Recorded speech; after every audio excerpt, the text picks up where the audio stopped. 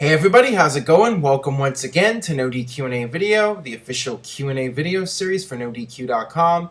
We have WWE Battleground this Sunday live on pay-per-view, NoDQ.com, your source for everything related to Battleground. With that being said, let's get right down to your questions via spring.me/AaronRift. First one today comes from Dave451985. Even if it is only for one match, who do you think is the best possibility to return to WWE and why? Stone Cold, Goldberg, or Batista? Well, let's start off with Steve Austin. There's been the rumors for years now that he would come back and do one final match, but every year that goes by, it seems less likely that Austin will in fact come back and do another match. Stone Cold versus CM Punk is a match that's been talked about for the past couple of years. But, if it doesn't happen at this year's WrestleMania, I don't think it's going to happen, period. So Austin, I'm leaning towards no, but maybe 25% chance. There's always that small possibility that he might agree to do a match if the right offer comes along. As far as Goldberg goes, never say never. Bruno Sammartino was inducted into the Hall of Fame. Nobody thought that would happen. So Goldberg coming back for WrestleMania, doing a match with Brock Lesnar or Undertaker or even Ryback. I think it's slim. The chances are slim of Goldberg coming back, but anything could happen. Of the three, I actually think it's most likely that Batista will come back at some point.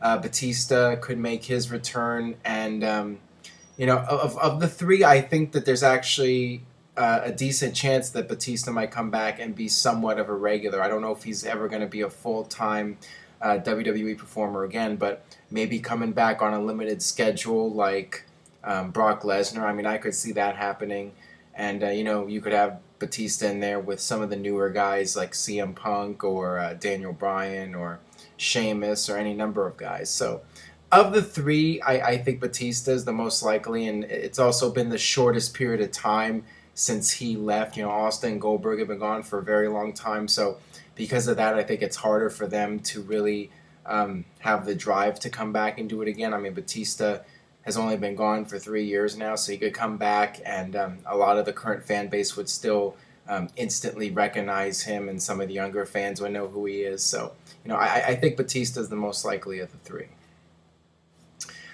All right, this one comes from Rob Harrison96. Hey, Aaron, do you think if Stone Cold stayed at WCW, then they would have won the Monday Night Wars, and what do you think of the state of the wrestling industry and how it would have been today? And by the way, NoDQ.com is the best wrestling website. Keep up the good work. See, this guy, Rob Harrison, he knows how to get his questions answered. But as far as what would have happened if Austin stayed with WCW, there would have never been a Stone Cold. And even if Austin had come up with the idea for the character, I don't think it would have gone anywhere.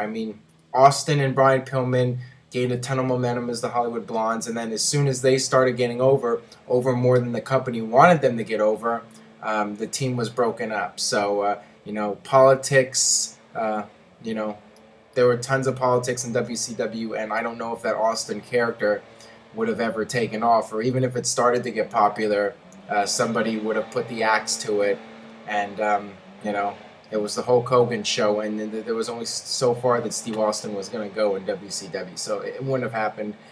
And, let's just say WCW did put WWE out of business. Who knows what the wrestling industry would be like today? I don't even want to speculate on it because there's really no way to know, and any number of things could have happened. But it certainly would have been very different from what we see today. All right, this one comes from Prince of Jericho. Considering all that has happened up to this point, do you think Matt Hardy could ever have one last, quote, run in WWE? To be perfectly honest, I don't see WWE bringing back Matt Hardy on his own. If we ever see Matt Hardy in a WWE ring again, I think it would be with Jeff Hardy as the Hardy Boys. I think that's where WWE would get their greatest value out of Matt Hardy, him and Jeff together as a tag team again. I don't know if that's going to happen. I definitely see the Hardy Boys going into the Hall of Fame someday, but as far as actually having a run, coming back and being a regular, I think Matt Hardy on his own is unlikely. All right, this one comes from Wronghead. Hey Aaron, big fan of your show from Australia. Since we're getting closer to WrestleMania season, I was wondering what you or who you think should be in this year's Hall of Fame. Also, what was the purpose of Coco Beware going into the Hall of Fame? Well, in my opinion, I mean, clearly Randy Savage would be my number one pick for the Hall of Fame, but realistically, that's a long shot at this point. Ultimate Warrior is a guy that should be in, regardless of what you think of him as a person. I mean, he was one of the most memorable characters of the late 80s, early 90s WWE, and just one of the most famous wrestlers of all time. A lot of people know the Ultimate Warrior that don't really follow wrestling. Warrior, and, there's been the talk about DX. I mean, that's cool with me. DX going into the Hall of Fame, I'm all for that. And why Coco Beware was in it. Oh, and if they're healthy, if they stay healthy, Jake Roberts and Scott Hall in the Hall of Fame next year, definitely. But as far as why Coco Beware went in, I really don't have a good answer for you. I guess somebody in WWE thought that he was an interesting character from the 80s, and he stood out from other characters, and because of the novelty of the bird, that he was worth going in. But I mean, I definitely thought that they should have passed on him in the Hall of Fame, and you only want to put your top tier superstars in the Hall of Fame. And I have this bad feeling that 15 years from now we're gonna see Santino Morel in the Hall of Fame, and it's just gonna be a head shaking moment when he goes in, because I don't really feel he should be in, but I know WWE loves the character, and like Coco Beware. He's a popular mid-card act, and maybe they're going to feel that justifies him being in, but I don't think it should happen. All right, this one comes from the Potato Lord. What did you think of Big E Langston on Raw? I feel that if WWE is to have a superstar return, it should be somewhat of a big deal.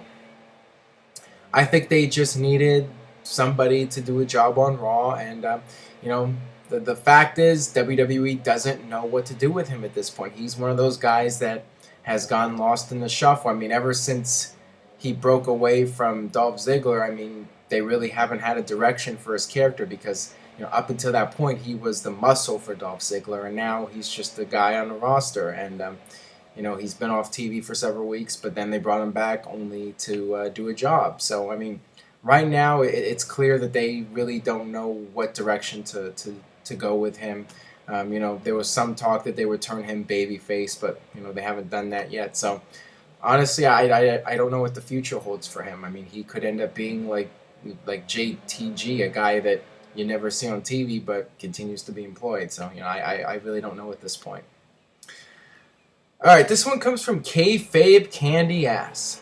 Has WWE drastically damaged Brock Lesnar's drawing ability by having him lose to Cena and Triple H? This is something that people will be debating for years to come, I'm sure. I think it would have been best to not have him lose to either guy. I don't think that losing to John Cena did a lot of damage, because the SummerSlam buy rate with Triple H, for SummerSlam, I mean, that was above average for recent SummerSlam. So, I mean, that definitely was a good showing for Brock Lesnar on pay-per-view. And that did some good numbers. But I think the WrestleMania loss did damage Brock's strong ability. I mean, you look at this year's SummerSlam buy rate, and that was down again. I think that hurt because WrestleMania is the show that everybody's watching. And, on that high profile of a stage, it's a bad idea to have Brock Lesnar lose, because everybody saw that. Brock Lesnar beating Triple H on, the Extreme Rules pay-per-view. I mean, that doesn't mean a whole lot, because not many people are watching that pay-per-view compared to WrestleMania. So I think that WrestleMania loss definitely hurt him. All right, this one comes from Bubba Cam. Last one today. I noticed in the new Triple H DVD that Mark Jindrak was originally an Evolution, but Batista replaced him. Did you ever rated Mark, and did you think he could have become a major player in WWE? I think I've talked about him before, but I'll just mention it again.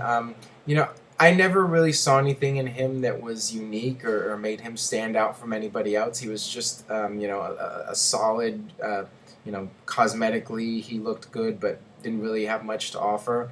I always thought that, between him and Sean O'Haire, I thought Sean O'Haire had a lot more potential, and, I think WWE could have done more with Sean O'Haire. But yeah, Mark Jindrak, I mean, just didn't break out of the pack for me, and, nothing from him stood out, to be honest.